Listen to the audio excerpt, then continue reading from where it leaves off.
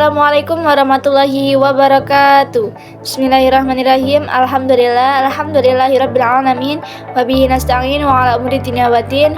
Wassalatu wassalamu ala asrafil anbiya wal mursalin wa ala alihi washabihi ajmain. Amma ba'du. Yang saya hormati Bapak Dr. Arman, Magister Pendidikan selaku dosen pengampu mata kuliah Media Pembelajaran di SD berbasis ICT, kemudian rekan-rekan mahasiswa yang berbahagia.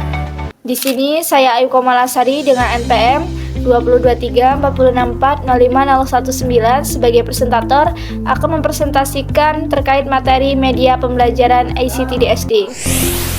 Yang pertama itu ada media pembelajaran berbasis ICT, yaitu Information and Communication Technology, adalah media yang memanfaatkan teknologi informasi dan komunikasi dalam proses pembelajaran untuk meningkatkan efektivitas dan efisiensi pembelajaran. Dan selanjutnya ada model komunikasi. Yang pertama itu ada sender atau pengirim. Nah, guru bertindak sebagai pengirim pesan atau sender dan melakukan proses encoding, yaitu menyederhanakan atau merancang informasi agar lebih mudah dipahami oleh siswa. Encoding melibatkan pemilihan kata, metode penyampaian, dan strategi komunikasi yang sesuai.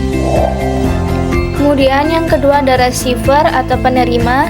Siswa berperan sebagai penerima pesan atau receiver yang melakukan decoding, yaitu menafsirkan atau memahami informasi yang diberikan oleh guru. Proses decoding dipengaruhi oleh pemahaman, pengalaman, dan latar belakang siswa. Yang ketiga itu ada noise atau gangguan. Noise adalah hambatan yang dapat mengganggu proses komunikasi antara guru dan siswa.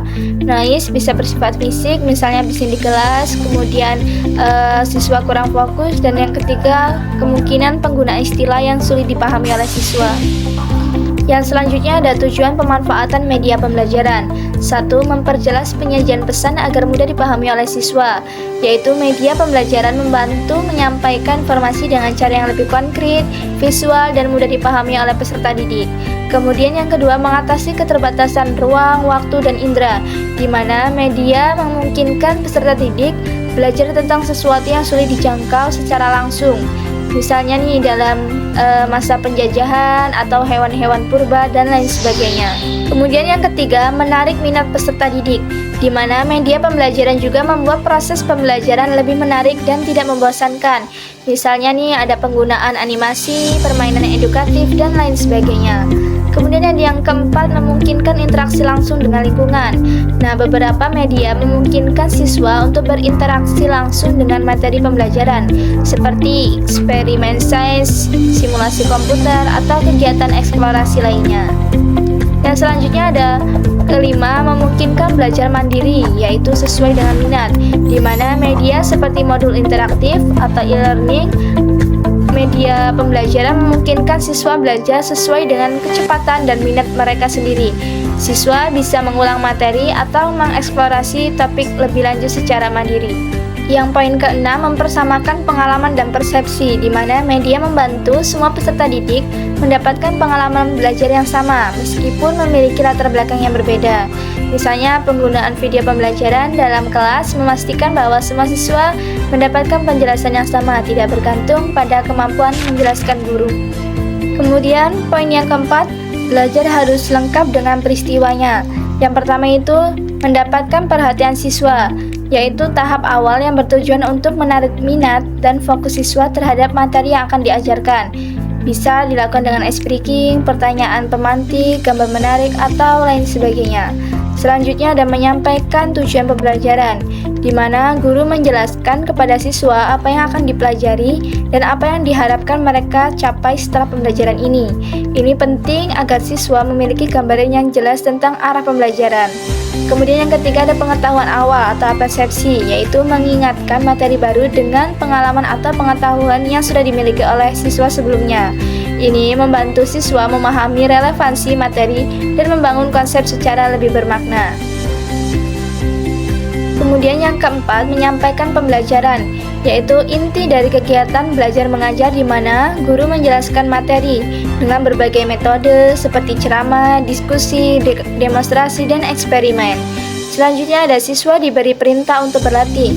Setelah menerima materi, siswa diberikan kesempatan untuk mencoba, baik melalui latihan, soal, diskusi proyek, dan kegiatan lainnya.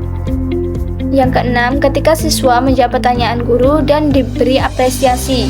Memberikan apresiasi atas jawaban siswa, baik benar maupun salah, itu untuk meningkatkan rasa percaya diri dan motivasi mereka dalam belajar.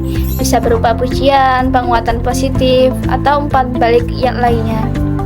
Dan selanjutnya itu melakukan penilaian. Guru mengevaluasi pemahaman siswa melalui berbagai bentuk asesmen seperti kuis, pertanyaan lisan, tugas individu atau kelompok, dan lain sebagainya. Kemudian yang kedelapan ada meningkatkan referensi dengan cara menghubungkan dengan dunia nyata. Nah, materi yang diajarkan dihubungkan dengan kehidupan sehari-hari siswa agar siswa lebih memahami manfaatnya dan dapat menerapkannya dalam kehidupan sehari-hari. Nah, yang selanjutnya ada kedudukan dan fungsi media pembelajaran di SD. Berdasarkan poin-poin tersebut, yang pertama itu ada penyajikan informasi. Media pembelajaran di SD digunakan untuk menyampaikan materi dengan cara yang menarik dan mudah dipahami oleh anak-anak.